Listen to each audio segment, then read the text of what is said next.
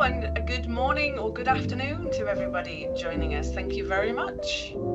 Hi, everyone. Hi. Right. Hey, Megan. Hi, Amy. A little tired this morning, not going to lie.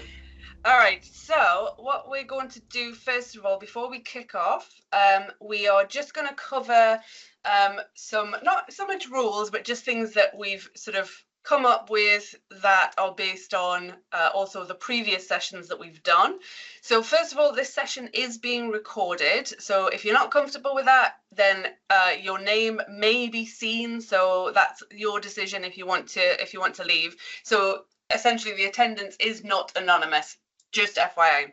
Now we've got two sections in your meeting that you're in. There's the chat and then there's Q&A. So Q&A is what Amy and I will be monitoring, not the chat. Feel free to chat amongst yourselves, that's great, but we are looking at the Q&A. So general chat on the chat, questions in the Q&A section. Please just be conscious of others and please don't put like 5 or 6 questions. We will only answer one question from each person, and then if we've time we'll go back around and we'll start again on other people's questions. So one question at a time. We'll invite you to ask in person if you want to, so we'll unmute your mic. Specific examples are fine, that's not a problem, but don't share sensitive data. Okay, questions should be on the topic of customer insights journeys. We are not covering anything to do with data. That is not our bag, right? Still Amy? not today. Still no, not today. Not today. We'll attempt to answer as many questions as possible. Feel free, if you see the look through the Q&A and you see some questions, if you're able to answer it, by all means go ahead and put some comments on there. Amy and I will still address it as well, but if you think you might be able to help somebody out, we might not be able to get to all the questions, so please feel free to add comments. And also, we don't accept any liability for anything you may do after this session based on any advice that was given during this. So Amy and I are not... Obviously, we give great advice, but... Yeah, we're not trying to steer you wrong. However, don't assume and then go off and do it. It's best still to be speaking with your partner or speaking with a consultant that you're working with, but hopefully we can help you out.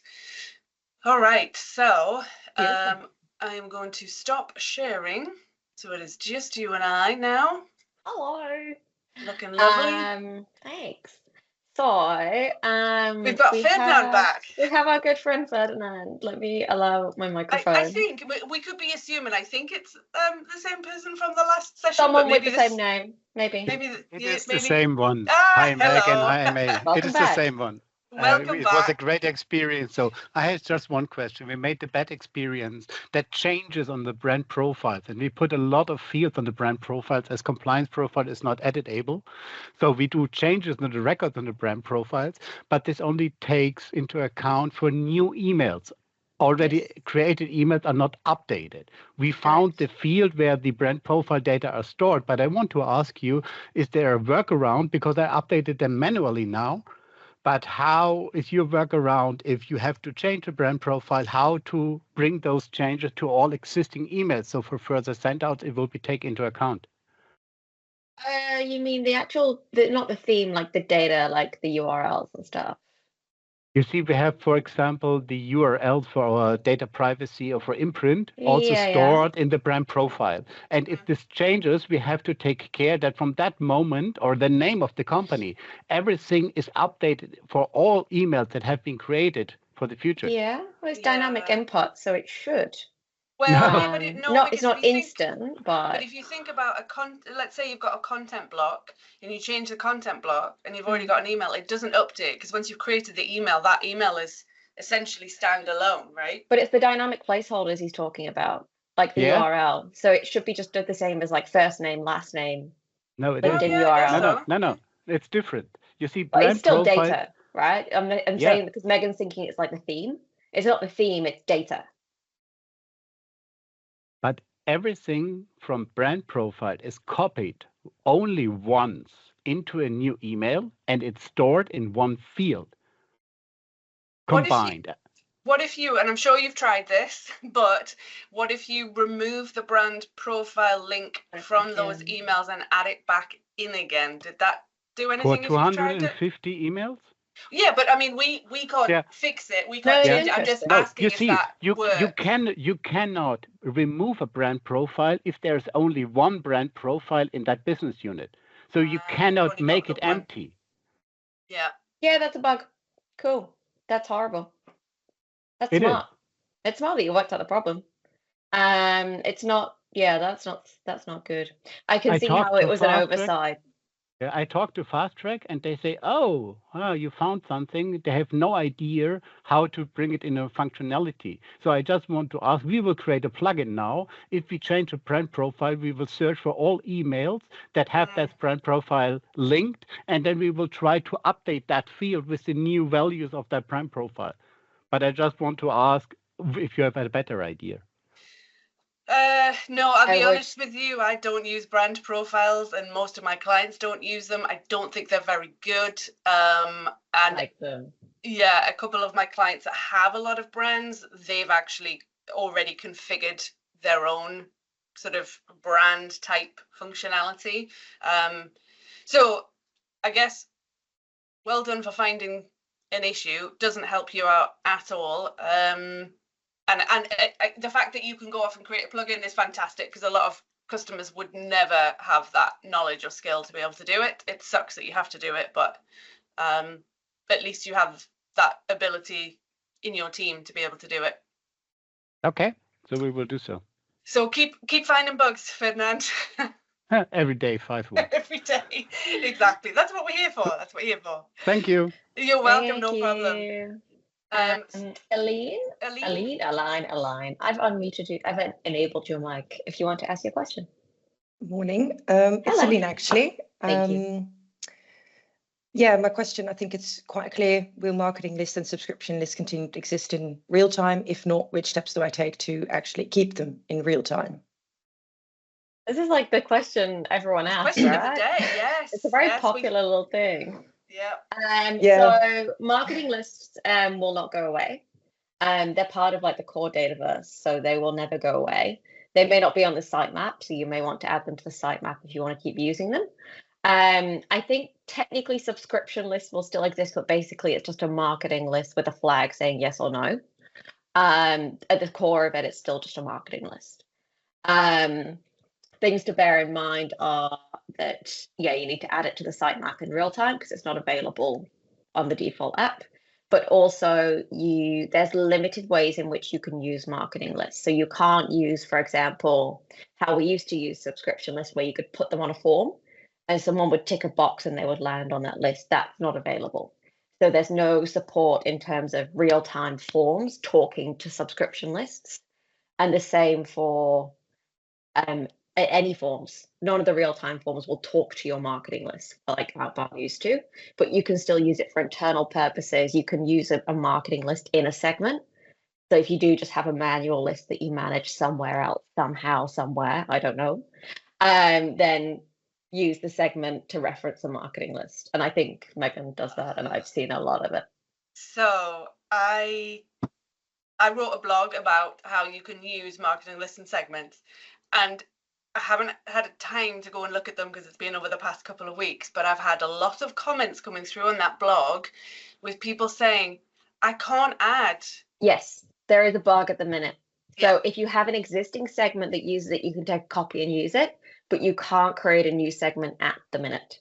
Yeah, just wanted to raise that. Yes, it's listed actually in the issues, known issues in thing. It just says, we're working on it.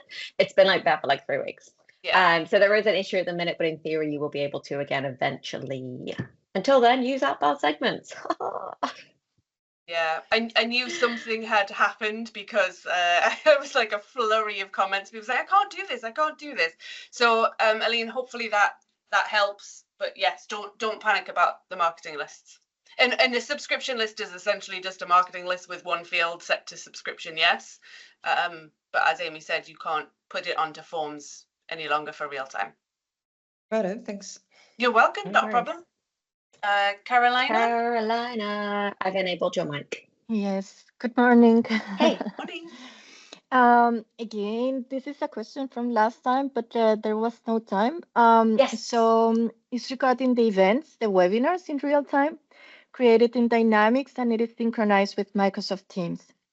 But afterwards, when we receive the list of attendees, there are some of them that appear with unverified user. And then we cannot know if this person, how long, we want to have like analytics of the people who join, and then know, okay, this person left before, for example, or these kind of things. However, the data is not flowing and it is always popping up this unverified user. So we have the check-in, yes, in Dynamics, but afterwards, the analytics that comes from Teams, to say it like this, then it doesn't work. If you create in Teams the webinar, then it is working quite well. You can have all this information. So I don't know if you have experienced this kind of problems when you are using the webinar option from Dynamics per se. There's a lot of change going on in this space. So I think this has a lot of room for improvement, because currently, technically behind the scenes, the way it's working, it doesn't actually use Teams webinars. I don't know if you've noticed, but if you create a Teams webinar, it actually looks very different than if you create a marketing webinar. So currently it's actually just a meeting that has some webinar functionality enabled. So there is some changes coming in terms of, like, we've got Town Hall rolling out and they're kind of reinventing that as we start to move to real time. So it's possible there is some issues there that they probably won't directly fix, but they'll fix by fixing other things, if that makes sense.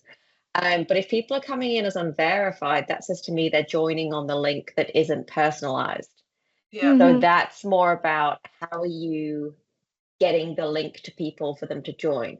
Because ideally you'd protect that link that's generic and you'd make sure people always only have their individual check-in link, because then they'll come through as named rather than unverified.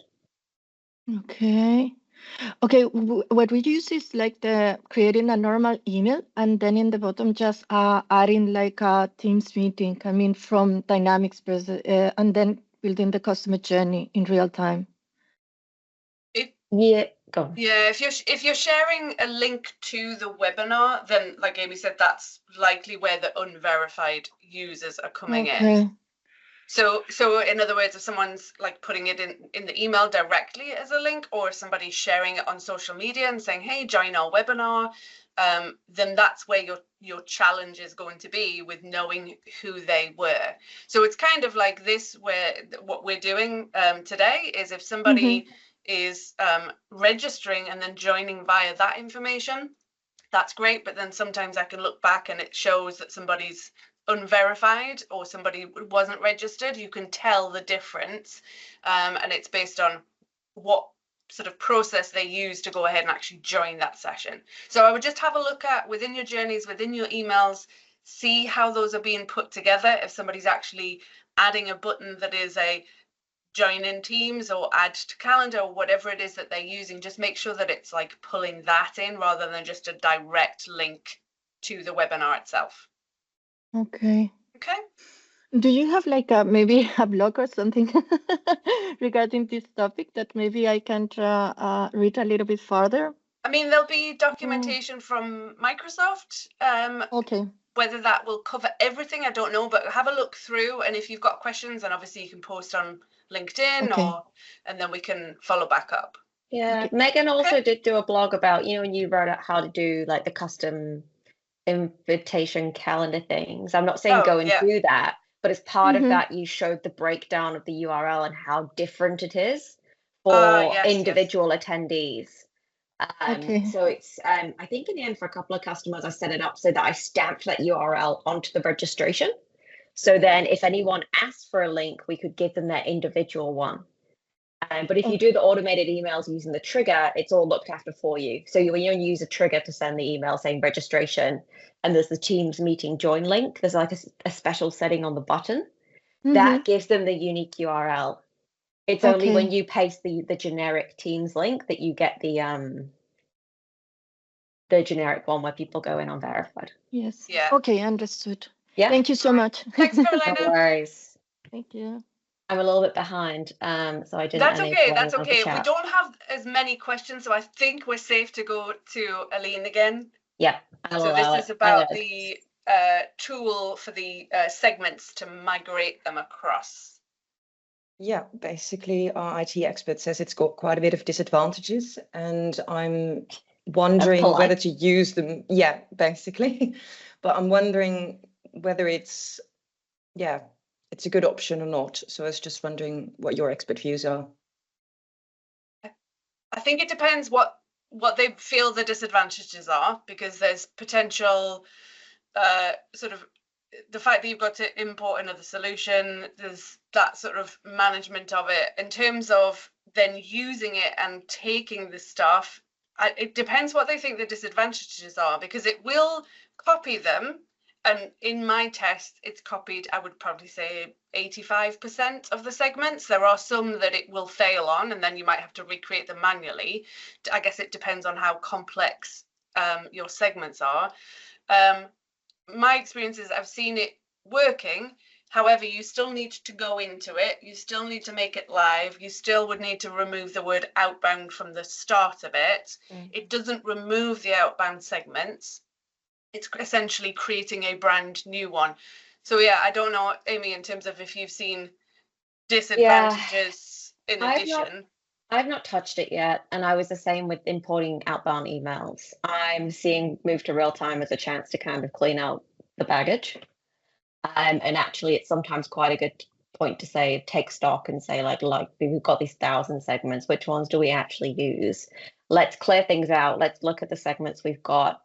Pick the ones that you use all the time, and then anything that you don't, like, we'll leave it where it is, and we'll go back and get it, or we'll build it again. Like, I've kind of not gone down that route yet, and I think it's a good opportunity to reach out to the marketing team and say, which list do you actually use? Let's just bring those over. Let's reassess. Let's create some templates for you. Let's kind of do some training around the ones that we know you need.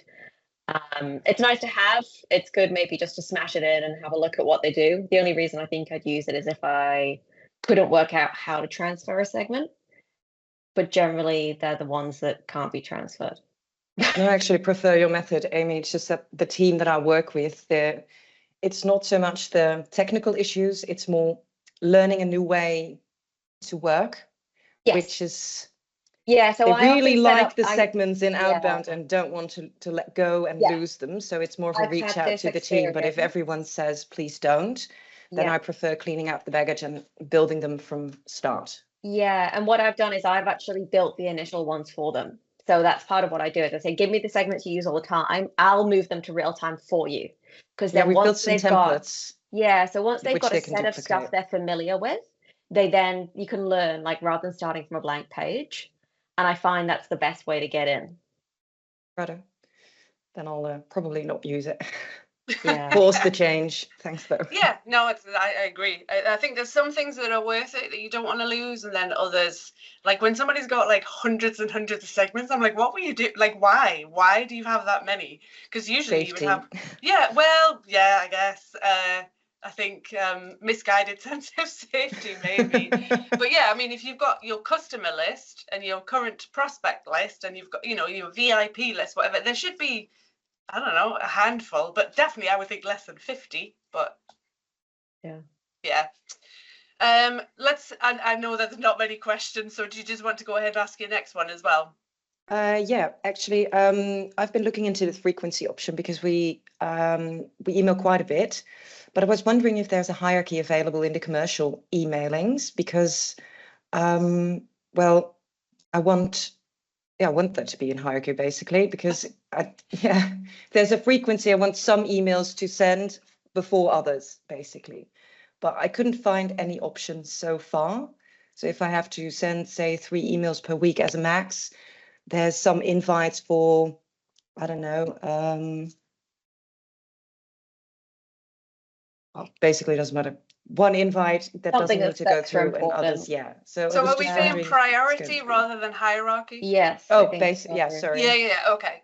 Not a native. But then you wouldn't know. That's okay, no. But you wouldn't know because it's first in, best dressed. So then do you want all the emails to wait till the end of the week, then organize the priority, then send them? Basically, that's a good question. Yeah. Like, how does that? Yeah, like I get the need, but then how does it know? Because it just does first in, best dressed because it doesn't know what's coming. Yeah, we send emails based on business unit and also corporate level. So basically, we've got corporate emails, which is, say, a Christmas email. They could go out on the same day as a business unit email, which is basically more important than the corporate email. So if the system could choose then to prioritize the business unit email over the corporate email, because a Christmas wish is really not that important. Yeah. Then but I'd then really would you like all your that. emails wait till midnight and then it reassesses what's available and sends it out? If you think about it, it doesn't quite work, does it? Good point. Yeah. And then if you start like factoring triggers into it as well, where you want something to go right away because somebody's done something. I mean, the only thing in terms of just a priority is obviously if something's transactional, but you don't want to start setting things as transactional to work the system, because then you get slap on your wrist at some point if somebody flags it as spam and you can't come up with a good reason as to why it was transactional. But I mean, the answer is there isn't a functionality for it at the minute. I mean, I'm going to share some links based on Tej's question in a second, but this to me is the sort of thing that you put on the ideas forum, but you'd need to have it fairly well structured in your mind rather than just saying, hey, we'd like a priority system. That's why I'm asking these questions, because that's what will come up. Just went into like consultant mode. Thanks. Wait, sorry, I have a question to everyone, to Megan, anyone can answer it. Frequency capping is it per purpose? It is across the board, but it's per channel. Per channel. I was thinking whether you could add a different purpose, but no, that's not going to work. I mean, to be fair, I think in terms of, yes, priority would be great if we could figure out, well, what are the rules? I think having the fact that we've got brand profiles and we're saying, hey, use brand profiles, they're great. There should be the ability to say, right, well, here are my top level frequency capping limits, but for this brand, it should be this. For this brand, that's one of the reasons one of my clients has had to go off and create their own brand stuff, and also just ignore frequency capping because it's absolutely pointless when it comes to an organization with many brands, because then you've got one brand that gets through the door and gets all of their emails out, and then others that don't. So it's a good idea. It just needs a bit of a structure, because there's so many ands and ifs and wins and buts to it. Sorry, I said but. All right. Thanks, Aline. Oh, sorry, I had a bit of a senile moment now. Tej, I'm going to unmute you. I like your question, and I can totally rant to this, so please go ahead. Hello, hope you'll forgive the just rolled out of bed voice. I like My alarm reminded me about this meeting in the morning. But I like your alarm. Yeah, just wondering if there are any community managed forums or anything like that. I know Discord's really popular for this kind of thing, where we can kind of tap into the hive mind of people who have used it, found bugs, found fixes, etc. I know you both got your blogs, both wonderful, obviously, but I'm sure you don't want your comments inundated with random questions that aren't to do with the article in mind, as I've probably done, definitely to you, Amey. Okay with that. I like it. But if everyone does it, I might try. I've noticed that the not the ideas pages so much, but the community ones for sure. I noticed when every question now had an answer, and I thought, oh, interesting. Maybe Microsoft are doubling down on support, but it turns out it's just all Copilot. Yeah. And Copilot doesn't really have a way of knowing the nitty gritty of how the app works, and it just kind of seems like content, which would put me off. Yeah. Which would put me off asking anything there. So now I don't know where to go. I fell into this the other day. I was really surprised. I think I was looking for inspiration for a blog. I was stuck in a bit of a rabbit hole about what to talk about. So I used to just go look on the community forum, see what people are asking, just to see what's going on. And I had the same reaction. I was like, what is this? And I looked at the answers and I was like, well, yeah, it kind of answers it, but no. So I completely agree. And Megan feels like she's got something better to say, but I agree with you. And I'm just traumatized when I last looked. Not better. No, I think for me, and I believe there's at least one person from Microsoft on here, so maybe take this back.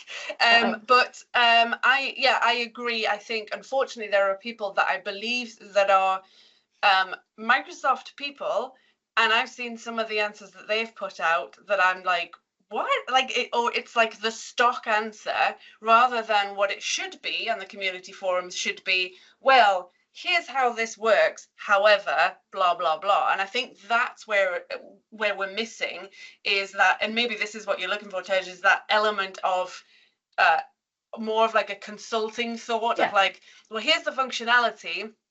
In my experience, here's how I've seen people use it.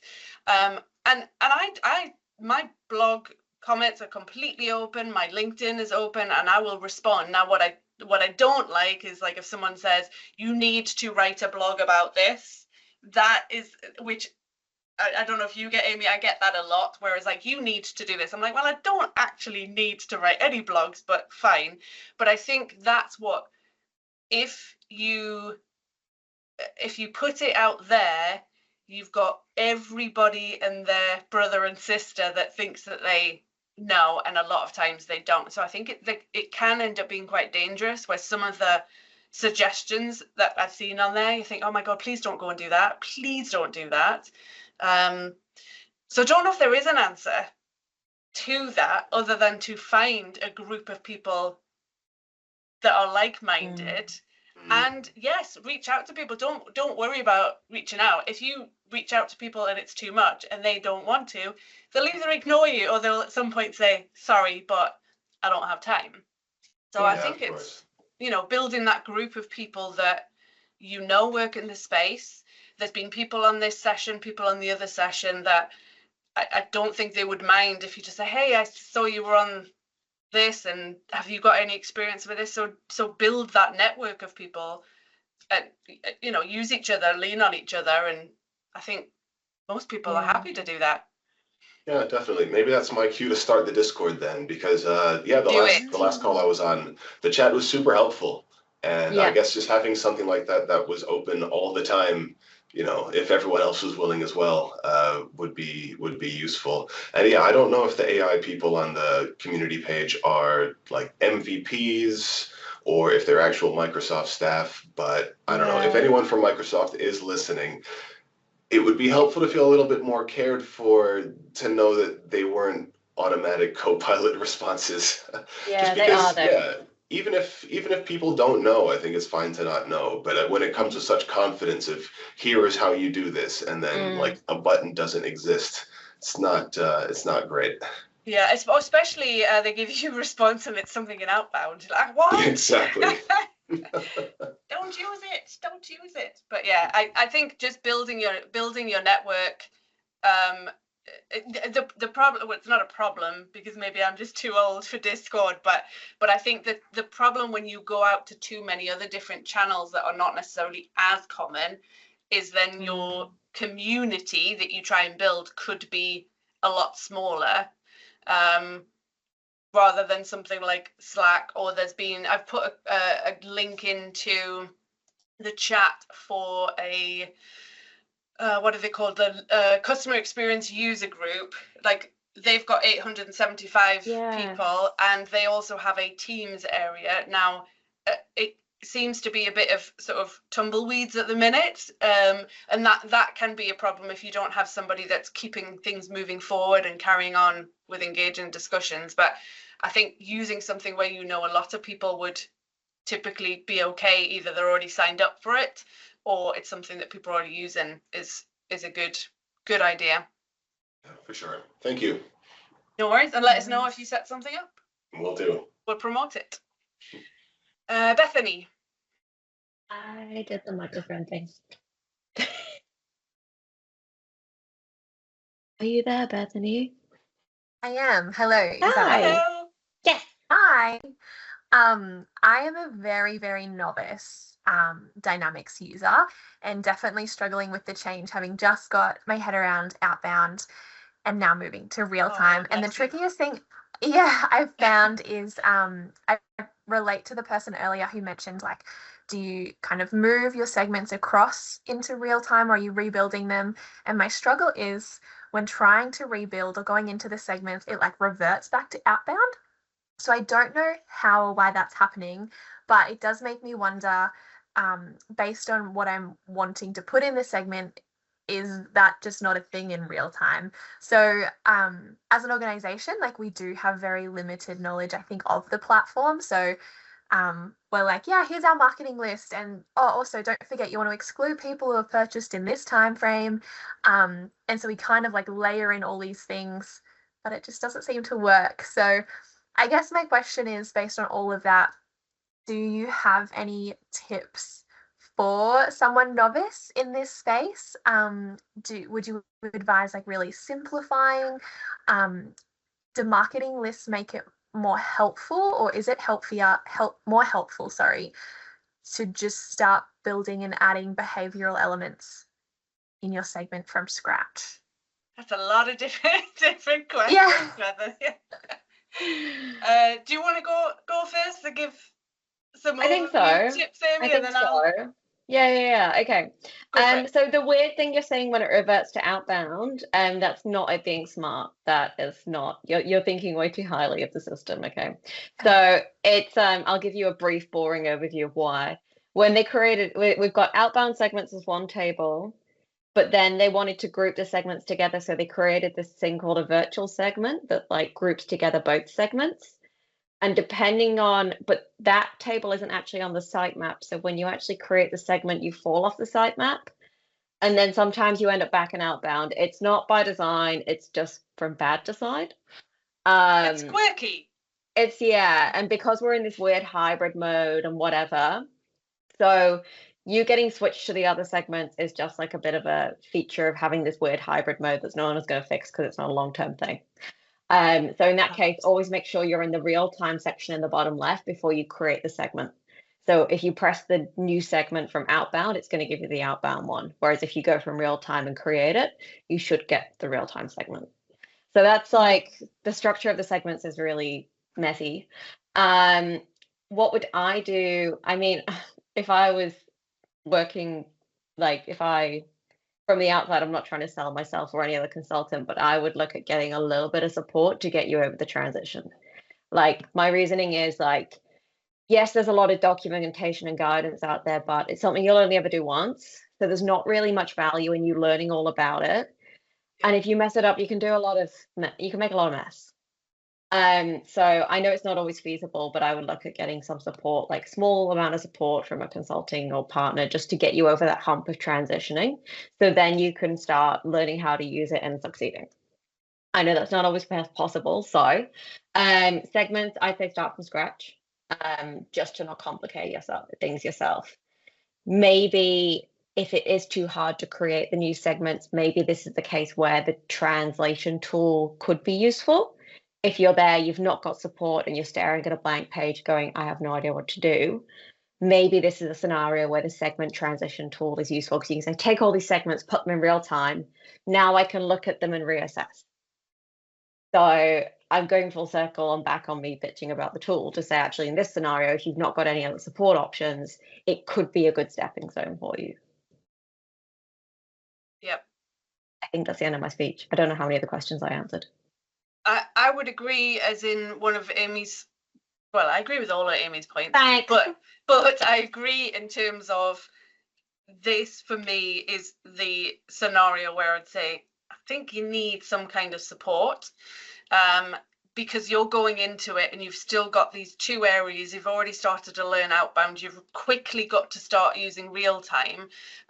So I think, and you, I don't know what you think, Amey, but for me, you could probably get away with maybe like a couple of half-day sessions, if that. Because what like a block of 10 hours, just use it when you need it, have it in your bag and use it. Like, that's what I'd for a local specialist. Like, call me when you want something, we'll go through this deep dive, go break it, we'll fix it together. Definitely. Yeah. Not a big investment. I think hopefully you have an organization that values marketing and says, yes, okay, you're in a situation where you're new to it. You've got to make this transition. You don't have the luxury of time. But also keep in mind that you've got a lot of consultants that are going to be extremely busy. So the sooner you start looking for somebody to help you, the more likely you'll find someone in time. So I think that's ultimately your first step, rather than us saying, oh, if you just do this, this and this, you've got to have somebody that kind of knows what they're doing. And then that will also give you a massive amount of comfort and reassurance as well, to have somebody walk you through it rather than you figuring it out. And sometimes we figure out things on our own and we're like, oh shit, I think I understand. And so I'll just go and do this. And then sometimes we haven't understood and it could be problematic. So that I think is probably the best advice. Oh, that's really helpful. Thank you. I think that even gives me a bit more confidence to go back to the team and say, hey, I think we do need some external help here. So that's really great. Thank you, guys. And it shouldn't be a massive cost, no, you know, definitely not. But it's going to be valuable to the organization. Okay. Now, gear, is that how it's pronounced? We'll unmute you and you can tell me if I've butchered that considerably. I enabled your mic. Yeah, my name is Geir from Norway. Fuck. Yeah. I wasn't going to get that. No, it's pretty hard to pronounce in other languages and Scandinavians. Awesome. Yeah. Well, I have a question around event templates and passes, because I represent the client, and we arrange a lot of training courses within specialist education for health personnel, where it typically takes like 5 to 7 years to become a specialist.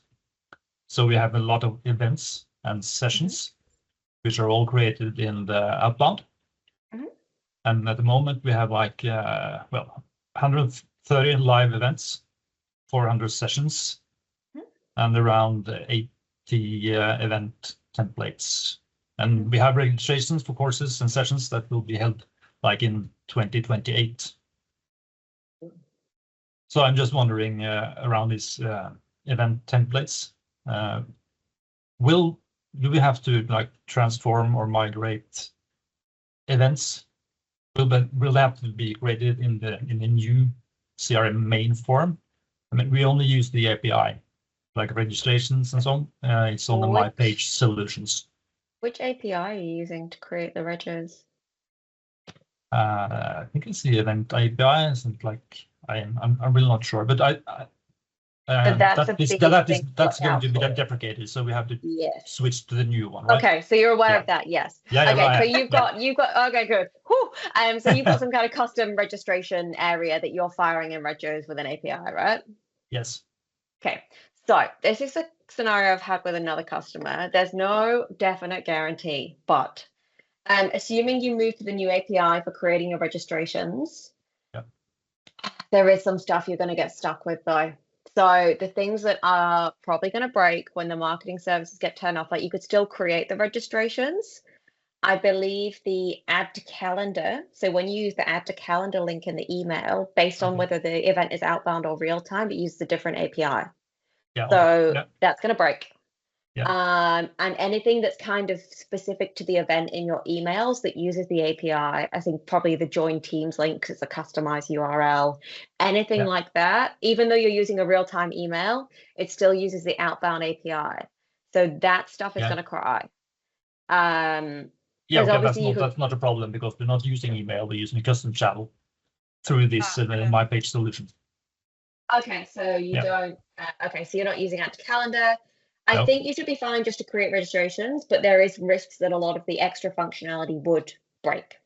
They've not made any commitment to say, I had this with another customer. We basically tried to replicate D-Day by turning off all like the API calls for like outbound. Nothing bad really happened, to be honest. And the only issue is like if you want to create a new event, you can't create them and date them for outbound now. So probably you set these events up before then, right? Yeah, okay. But the main things to watch out for is like if anything does break, they're not sorry. And at the minute there is no way to transition existing events to become real-time events. I would, based on the volume that you have, raise a support ticket. I've heard that there's possibly considerations as to what they're going to do with allowing something around transitioning. So reach out to support, especially considering the volume that you've got, and see if you can kind of kick to see if there's any traction for changing existing ones. Okay, well. But it scares me. It will probably be okay, but there's no reassurance, and it scares me. I'm kind of doing the same thing in a different place. Yeah. Okay, thank you. Do you have any information around pauses? Will they work the Not same way? yet. Not yet. I No. like to think they would, because it already exists. Yeah. But obviously, I don't think Microsoft have even worked out how that's working yet, to be honest, Okay. from what I can tell. Yeah. It would be nice if they did, but also they might just decide to reinvent it, because there's no point bringing forward the package if it's not the right fit. So again, two very non-guaranteed answers. Yeah. But I feel your pain on both. These are questions I get all the time. And then I'm trying to make these big decisions like, yeah, it'll be fine, we'll just use it and hope for the best. Yeah. Or like, no, go custom build your own. So yeah, well, it depends. Well, that's also an idea. Well, good luck. Yeah, thank you. Nothing to add. Thanks a lot. All right. So we're going to come back, if there's time, to Aline's. We'll answer the 2 new people's questions. So if you go to Gillian Monday. Yeah, okay, let me find her. I was just reading the question now. Or Gillian. It could be Gillian, but I'm going with Gillian. I'm going with both. My mom's called Gillian. We'll go with Gillian. Hello. I unmuted you. We'll find out in a second. Yeah. I've enabled your mic. I think you need to unmute yourself, though. Yeah. Can you hear me now? Yes. Yeah. Is it Gillian or Gillian? It's Gillian. Yay. Go for it. Yeah, I was just interested, before you said that you should have less than 50 segments. So we're a very tiny organization. We've been using Dynamics since the end of 2023. We have 168 segments and it's growing. Mm-hmm. And we quite often run into storage problems and we don't want to spend more money. So I was interested when you said we should have less than 50, because we basically build a new segment practically every time we do a mail shop, because we want it to go to a very specific group of people. So yeah, I mean, I work for a membership body for medical physicists and clinical engineers. So a very simple example would be, we just want to send it to medical physicists. They have to work in this specific area of medical physics. It must not go to clinical engineers, and it probably doesn't want to go to certain different types of medical physicists either. So we build a new segment. Is there a way that we can do it smarter, or? Yeah, so I think maybe my 50 was flippant. So I wouldn't get hung up on that number. But when somebody's got hundreds and hundreds, then to me, either they've forgotten that they've already built that segment previously, or they just don't care and they've gotten into that habit of, oh, I'm sending out an email, I am going to start and build a segment every single time. So I think as long as you've got to me, every organization should have some core segments or like I said, either all of your current customers, all of your VIP customers, all of your current prospects, whatever it is that you're doing within your organization. I know not everybody does market to leads, but the things that make sense in terms of, if you are transitioning from outbound, the other thing is that it is now not just about segments, it is also triggers as well. So I would imagine that you might have some outbound segments that are actually either, oh, somebody's registered for an event, or somebody has done something and you're putting them into a segment to then go ahead and send through a journey. So it could be that you need to step back and then say, well, what is this segment all about? And is it because somebody's data has been changed and that would put them into a segment? In which case that would be a trigger. Amey, what's your little phrase of segment versus trigger? I like this now. So a segment is when something's already happened. A trigger is when something's going to happen. So if you know that you've got a newsletter, then for me that will definitely be a segment, because those people have said to you in the past, oh, I would like to get your newsletter. So those people are sitting there and that segment is building up in terms of number of members, as opposed to somebody filled out a form, they haven't filled out the form yet, we know that at some point they will, it's going to happen. That should then be a trigger that would then send somebody through a journey. So you're going to have some scenarios that with outbound you didn't have the option for the triggers, but now you do. So it might be a sense of stepping back and starting to wrap your head around triggers if you haven't looked at it already, and think about, do we need all these segments, or are some things triggers that are just going to have a journey that continually runs as soon as somebody does something? Does that make sense? Yeah, I think that's really helpful, actually. I think that probably is part of the problem, that we've given every single person in the organization the keys to create segments, but definitely most of them wouldn't know how to make a trigger.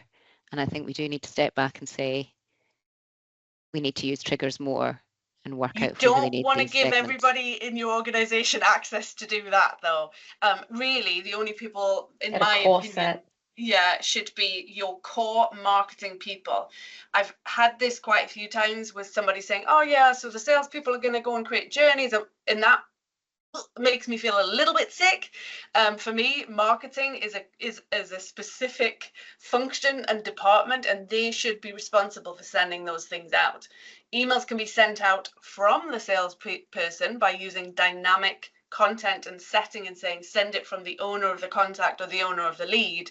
But a salesperson, from my opinion, should not be somebody that goes off, creates emails, creates journeys. You want your brand to be consistent. You want to make sure that the send times are accurate, those sorts of things. I'm not saying sales aren't methodical and do things in the right way, but I would be cautious about letting everybody in your company do it. No, that's really interesting. We're tiny, so we don't even have a marketing department, but maybe we just need to consider which individuals should be allowed to do it. Yeah. And as well, I think the total number of segments you have isn't such. I'm going back to the original question. Sorry, I'm kind of processing. I think for me, it's like you have a core set, right? And you already kind of explained you've always got this core of people, and then you fine tune. Mm-hmm. And I think that's fine. Like, I think it's more like when you're transitioning, take the core and take the base that someone can pick up and adjust. So for you, it would be maybe this with one exclusion kind of thing. And then people can pick that up, grab a copy and adjust it. I think now they have implemented some smarter stuff with segments that when it's not being used, it only gets refreshed every 24 hours. Yeah. And there's clearer signals in terms of what's not being used. So then you could probably more easily go and clean up once a month if you do want to carry on with this, always create a new segment.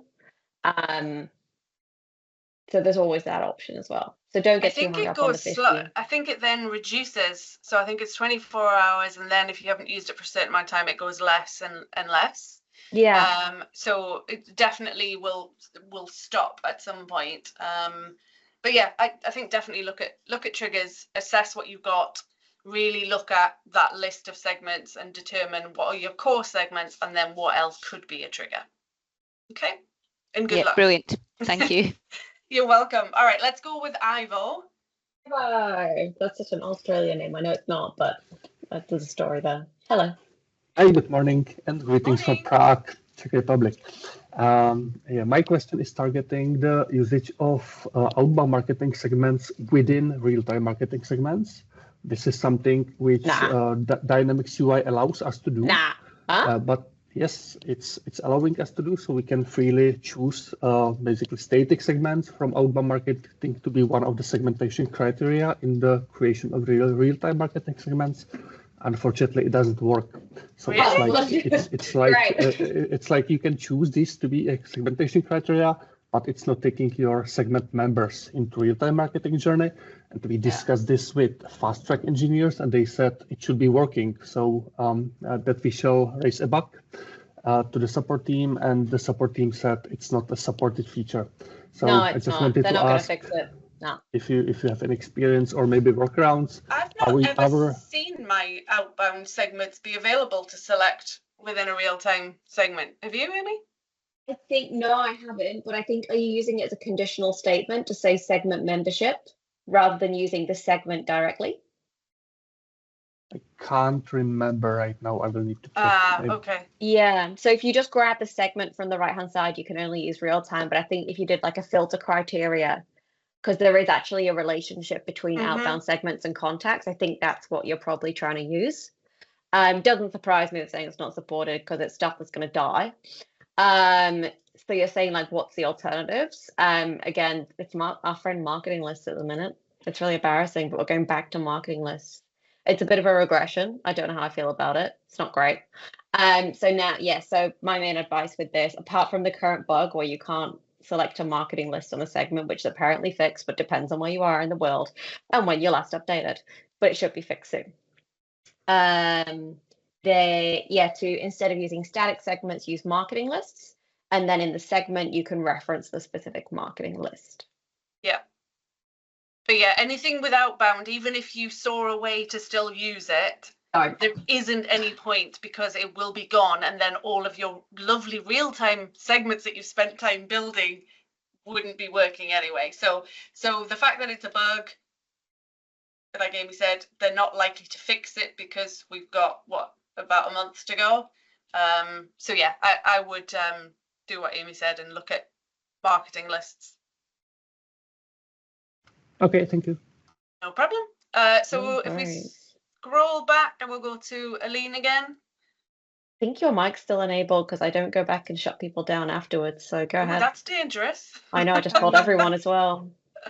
Yeah, so in the transition, we're basically moving, we've imported emails to not lose content, basically. We've started rebuilding segments, all sorts of stuff. But I'm basically wondering, what are the 3 things I should have done first, maybe, or should do first, or my IT expert should do first?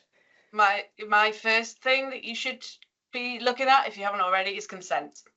That, to me, everything is, because I've got people like saying, oh yeah, we just need to get training on like where the emails are different or journeys are different. I'm like, it always, in my opinion, should start with consent, because then everything that we do moving forward, that is kind of like, it all goes back to that. So the difference between, just in case anyone on the call is unaware, the difference from outbound to real time from a consent perspective is that outbound was looking at 2 possible fields on the contact, because lead doesn't exist for outbound. So on the contact, you've got the bulk email field, and you've got the email field, either allow or do not allow. So those 2 things would have determined and sort of saved you from sending people emails that had said they don't want them anymore. With real time, you now have compliance profiles, and in those you're setting up purposes and topics. So your purpose is either commercial or transactional, typically, and then your topics could give you, I guess, the equivalent of a subscription list, where you're able to say someone can opt in and opt out of the newsletter, event information, industry news, company news, that type of thing. So without that being reviewed, you're kind of then left with either a really crappy experience for the person, something completely unbranded that you're unaware is going out, but compliance for me is the #1 thing. Amey, agree, disagree? I would like that to work, but sometimes that's a bit too hard. So there is sometimes like a way to kind of start the motion whilst also having discussions on consent. I don't recommend it based on the timing now. I think it's a bit too late to start playing hybrid. But with customers that I started 6 months ago, we play like, okay, let's take emails and journeys, but use the outbound consent, because you could use the subscription list as a compliance profile. So then it gets people into the real-time side of things without it being too big and scary, because consent is sometimes quite a hard thing to nail down. But it means you cannot really safely use things like the forms. You are stuck with emails and journeys. So if I'm trying to encourage someone to move, that's what I do. But ideally, yeah, get the consent sorted out is priority #1. Then once consent's sorted out, you can kind of go at it however you want. But I would also say, ideally, you want all your forms and emails and journeys ready before you move the consent. So for me, it's a timing thing as well, because you don't want to move you need to be able to start marketing in your new forms and new emails and new journeys with your new consent model. And then you've got to bear in mind, when do you turn off the check contact consent indicator if you've been using outbound? Obviously, everyone here has used outbound, sorry. So I was having that thing, that's like customers that have never used it. I'm like, don't worry about that. Don't worry about it. Yeah. These people need to worry about it. But it's chicken and egg though, isn't it? Because it's like you've got to you've got to have your compliance profile ready, you've got to have your emails ready. They kind of need to be ready. All needs to be ready at the same time. Yeah, so it is a bit of a like, there isn't, Microsoft have got their transition playbook, and they have like an order of things. You could argue the order, like really ultimately you've got to have compliance and emails and journeys ready to go at the same time. And forms. And forms, if you're using forms. Yeah. So the only way you can do it bit by bit is if you go with emails and journeys first and have the compliance profile using subscription. That's the only way you can do it bit by bit. But then it gets to a point where you have to move the consent and you have to move the forms. So it depends how you want to do it. I would say, I don't know which one I'd do. Well, Work out the consent. Yeah, I know what I would put to the end of your list, because I think sometimes people get distracted by the shiny and they're like, oh, and we can start doing this and we can do triggers and we can do conditional content, we can do all these other things. What I would do is say, right, that's awesome, we've got all of this extra functionality, but put that at the bottom of your list. What you need to do is have like for like replacement to say, this is what we did in Outbound, here's how we're doing it in real time. And then once you moved across, then you can step back and say, right, well, what could we take advantage of in terms of triggers, in terms of conditional content, in terms of, do we want to start doing text messages? So all of the new shiny stuff, if you're still using Outbound, that isn't your business at this point. You need to get over to Realtime, and then all the shiny new stuff, that can be done once you're comfortable and you know nobody's using Outbound. The other thing that I would suggest, and Amey, I don't know if you've started to do this with any of your customers, is as you're starting to get them across to Realtime and they're at the point where nobody's doing anything in Outbound, use the functionality in the settings area and hide Outbound. Okay, don't wait for Microsoft to take it away, because then if somebody comes up and says, I can't find this, you know that you've got someone rogue that was still doing stuff in Outbound. Yes. And you can unhide it, so you can show it again, get to that piece of content or whatever it is in Outbound, fix it, get it over into Realtime, and then hide it again. So I wouldn't just wait for Microsoft to just rip it out from under you. Take control of your own destiny and say, right, we're going to hide it when we are ready. We're not going to wait for Microsoft to take it away. So hopefully that helps as well. I call it turn it off and see who yelps. Sorry, we've been using Realtime since 2022, basically. So consent would be, well, at a minimum. But we've been using it. You've been using Realtime since 2022? Yeah, and Outbound at the same time, but Realtime just at a low priority. Basically, but yeah, you're still using the subscription center. You're still using the subscription center for your compliance, right? Yeah, but I'm looking at my subscription center in Realtime, and it's basically filled with over 5,000 contacts, which could be true. So I'm guessing that will be all right then. Yeah, so I think the main thing is getting consent sorted out, especially if you've been running hybrid. There's a bit of stuff you'll have to clean up to make sure everyone's in the right boxes and places. Yeah, and we're going to hide Outbound on the 3rd of June, I think. So we've got a month to check if anything goes wrong, and we're actually going to switch it off and then see if we've got any issues in that month, so we can still solve them. So that actually, definitely check your consent. Check the consent and make sure all your ducks are in a row there, because there's so many nuances to that. Yeah. Thanks. You're welcome, Amey. I can't believe it. We've got through every single question. No, that was perfect. Just the right amount of questions. That was good. All right. Well, thank you everybody for joining us. We appreciate it, especially some of you that were on the last one as well. Hopefully, we've got through everyone's question. So good job. So thank you. We will be doing 2 more events or sessions next week, same sort of time frames as well. So if this earlier one works best for you, we'll have another one next week. And then we'll see what the need is after that. Awesome. Thanks guys. Take care.